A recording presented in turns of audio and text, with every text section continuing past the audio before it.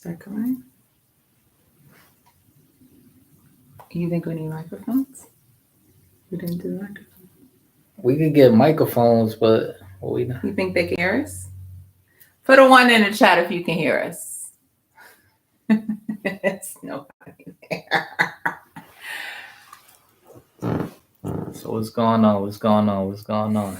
So today we are here with a special guest. We have Apoleen, the Magic Mogul is what I call him.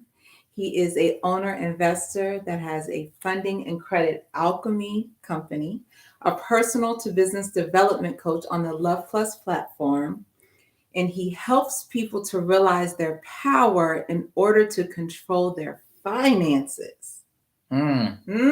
Is that what you do? So today we are talking about solving the problem between men and women and their money. So make sure that you stay tuned to the end for our trending hot topic. So, all right, let's get into it. Let's get into it, Magic. So, what's the money difference as an artist compared to you now being a credit repair specialist?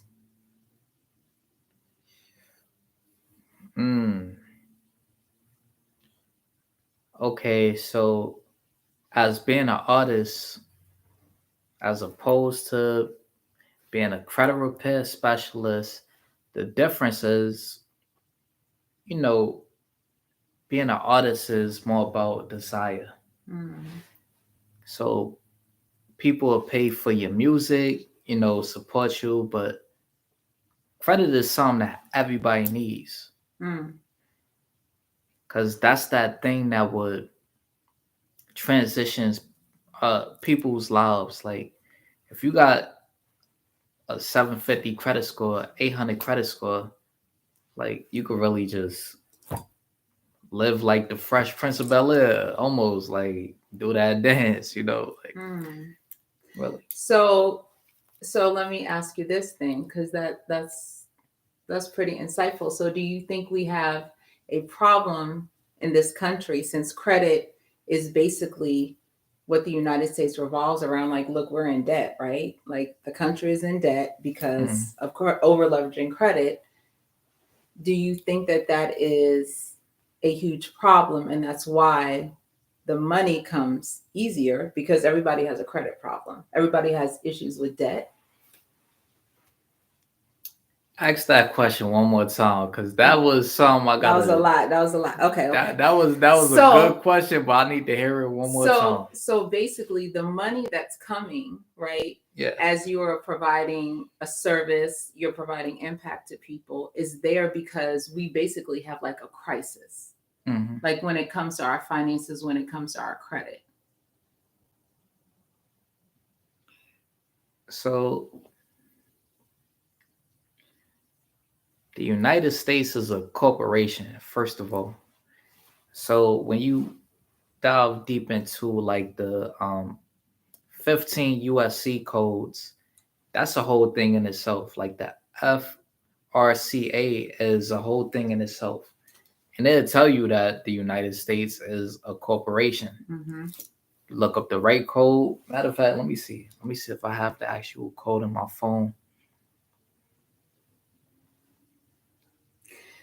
Because I'm thinking this in of itself, if credit is such an issue and it is so impactful in this country, then it has to be an issue when it comes to our relationships.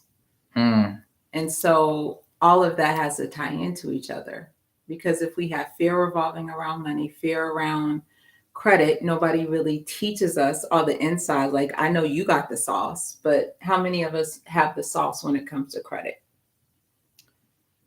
Yeah, we ain't got the sauce. We got the sauce, but we ain't got the sauce.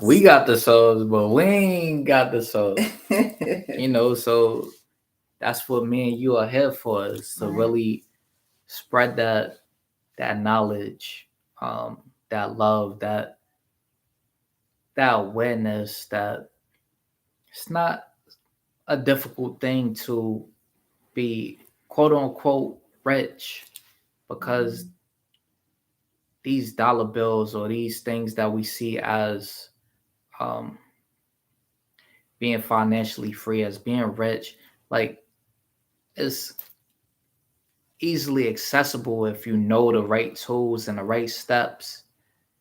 And I think it's a spiritual thing because Hmm. once you know, once you know about these things, it's easy. So I think that this is higher than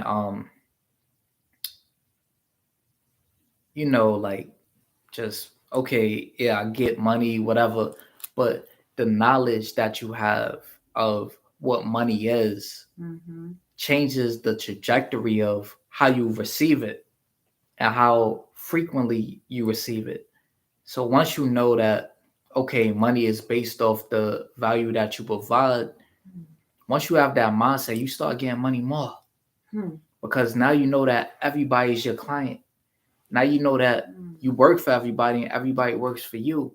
Now you know that, okay, let me figure out how I could add more value to people, and you start collecting more money. But I like the word currency. Yeah.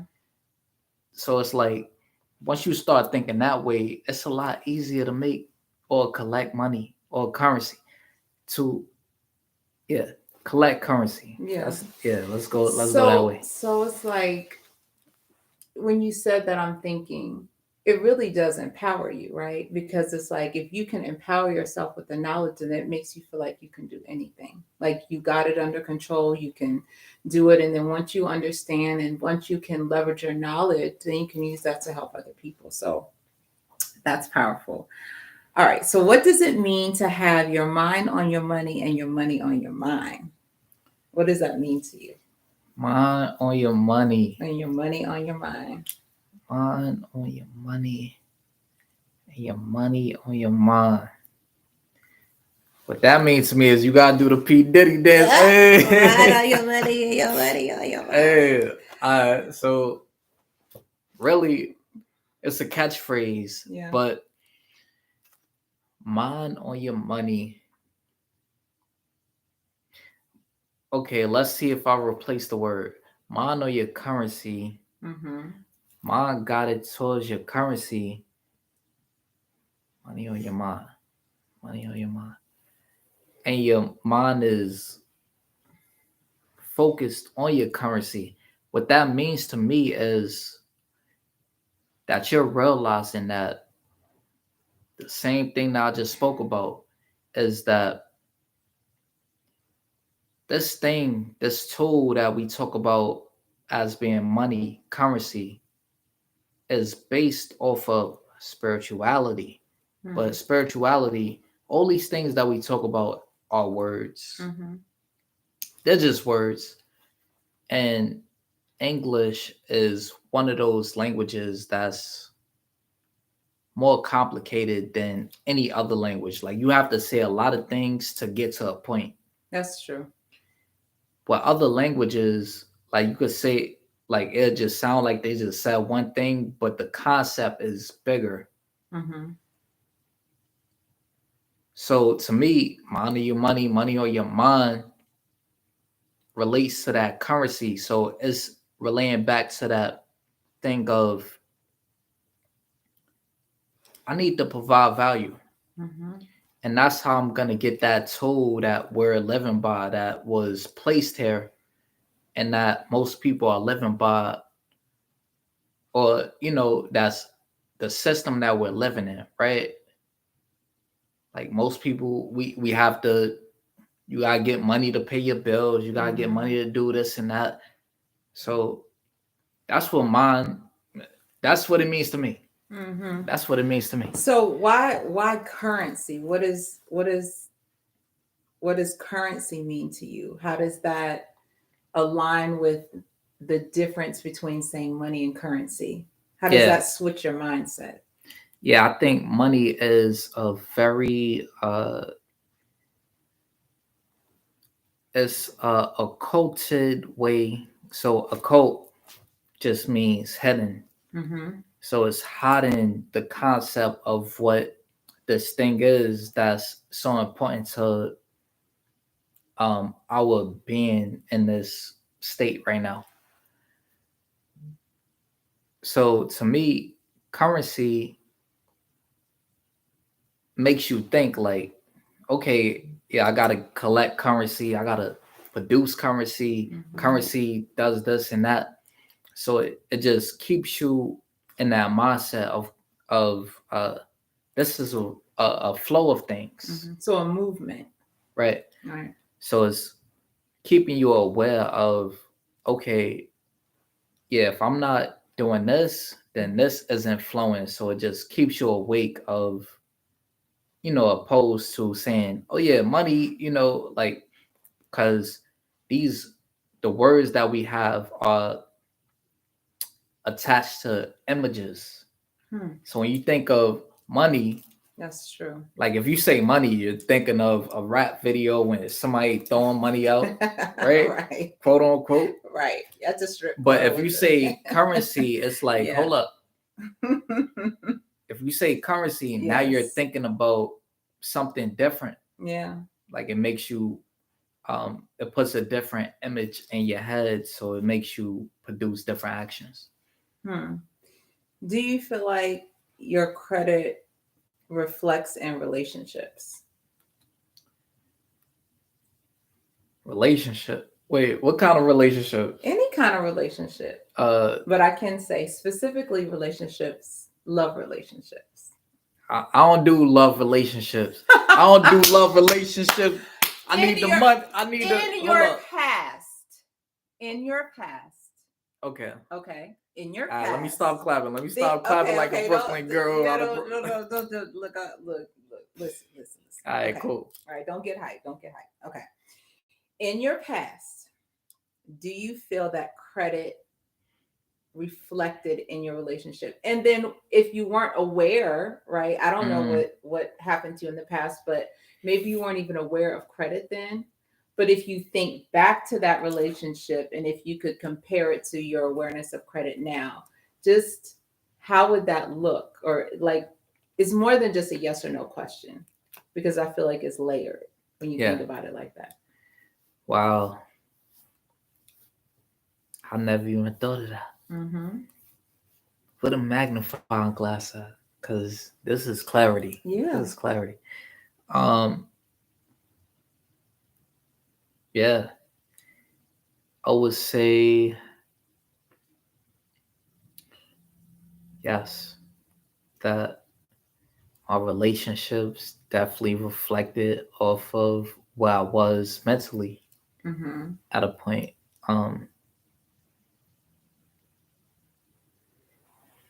Because it was like, oh, hold up. Let me follow you up. Hold up. Cause damn. Oh, I'm just damn. saying. This is hold up. Cause this is Magic Mogul monster. So I'm saying it's making you think about like what happened in your relationship, like a part of it, right? Because it was like I wasn't too bad, but I wasn't doing that great. So it's like I was in that middle point, and it's like, yeah, I could be doing better. Yeah, I could be doing worse, but I'm right here, and it's like up and down. Do you feel that credit, money, finance, currency, finance had anything to do with a pain point in your relationship?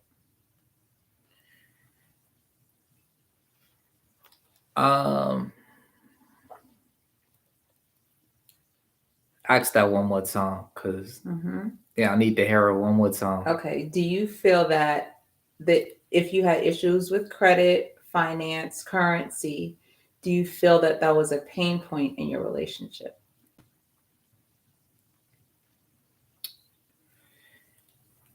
I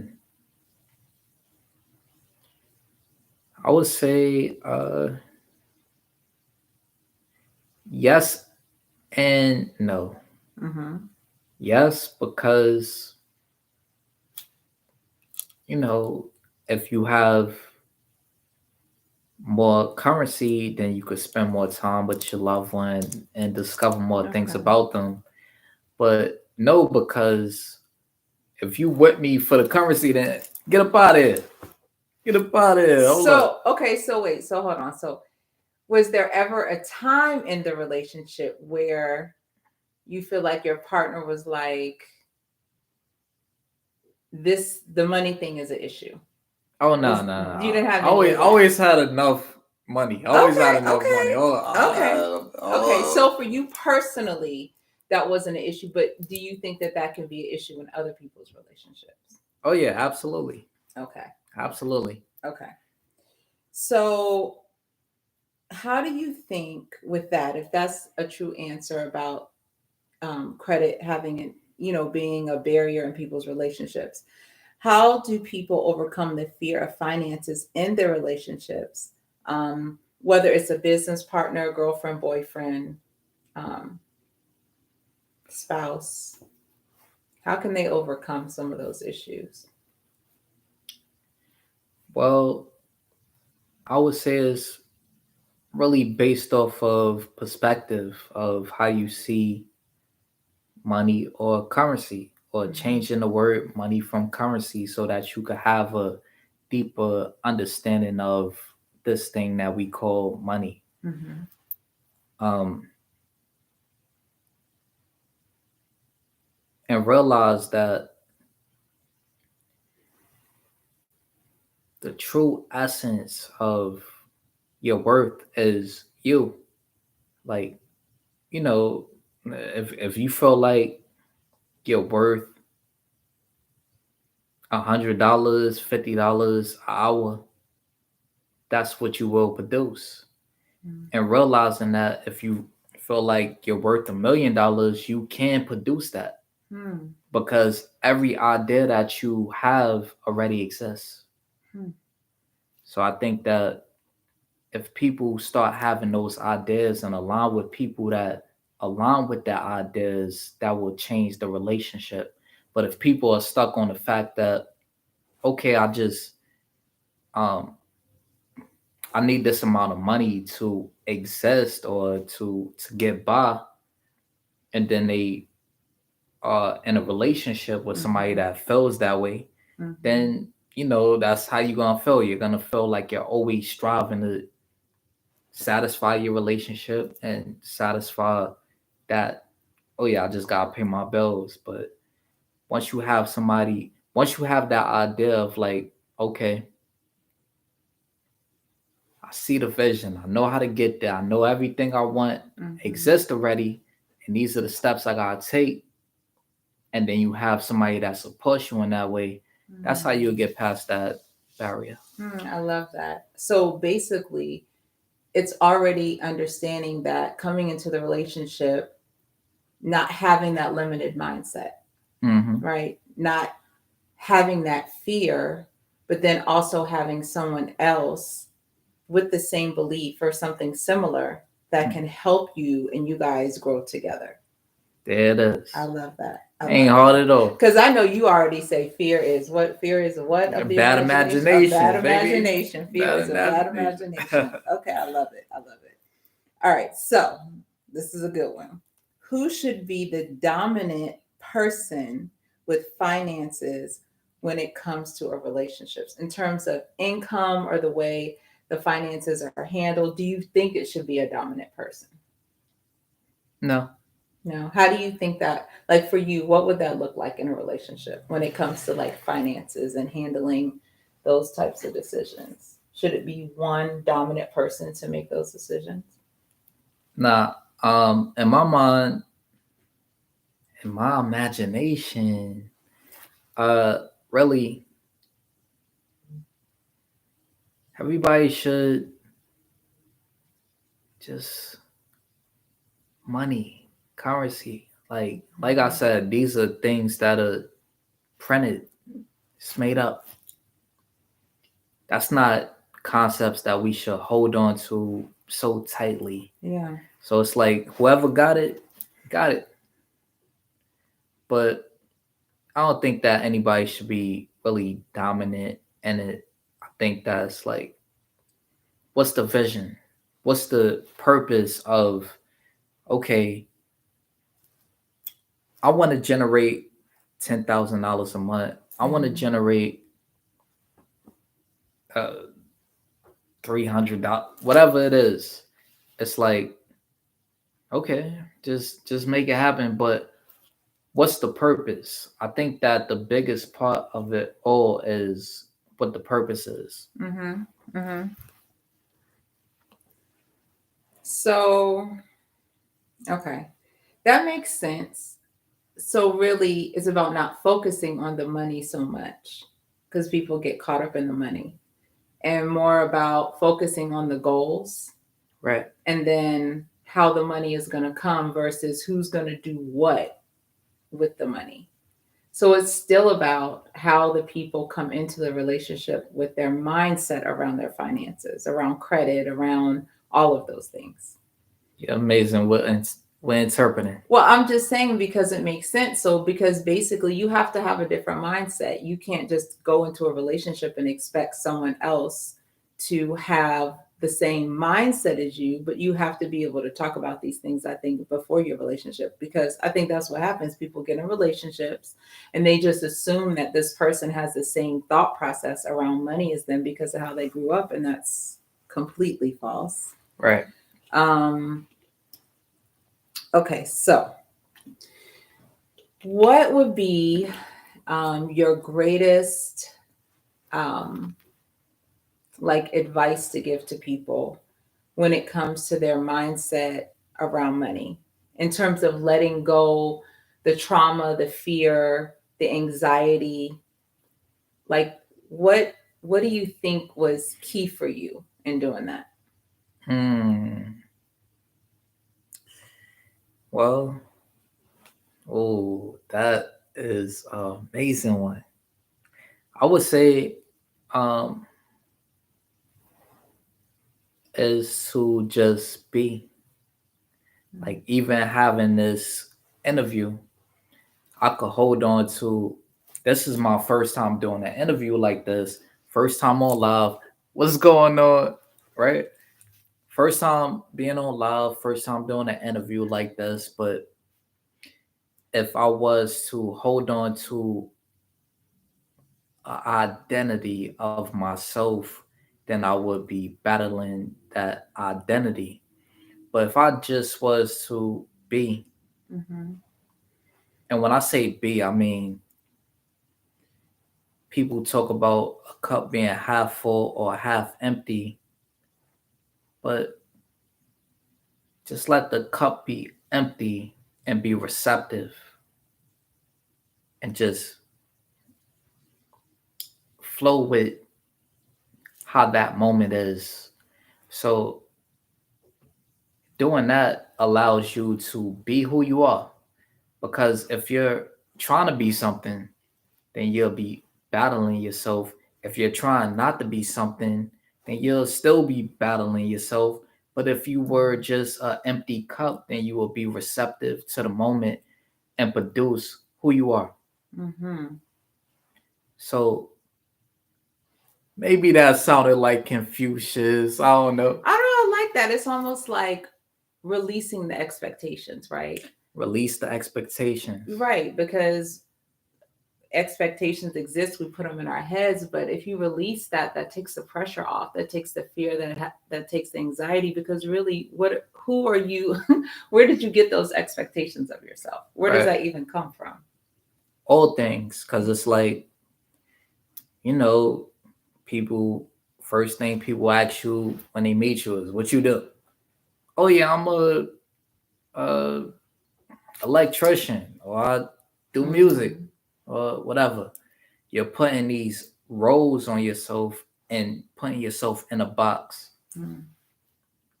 What if you just said, I'll just be, I'll just be, I'll just be, I'll just be, Lay like a leaf. I'll just be, I'll just be. Just be. Okay, so y'all heard it. That's the word, just be. He says, just be.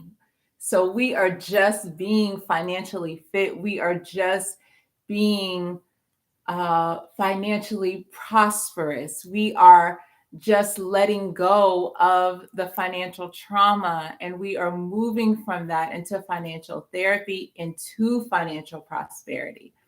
Thank you so much for joining me on live today, Apoleen. I really appreciate it. This is my first guest. Yay! The So, best of the best. the best of the best. Y'all ain't gonna meet that. Y'all ain't gonna meet that.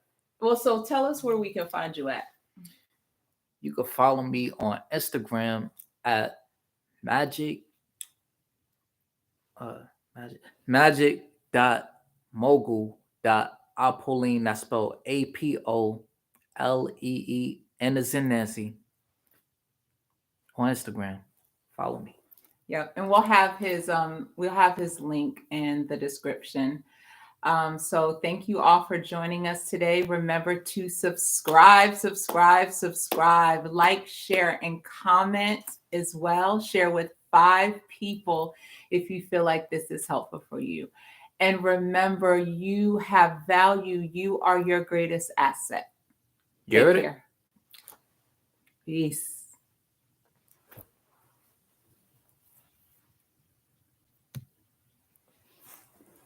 There we go.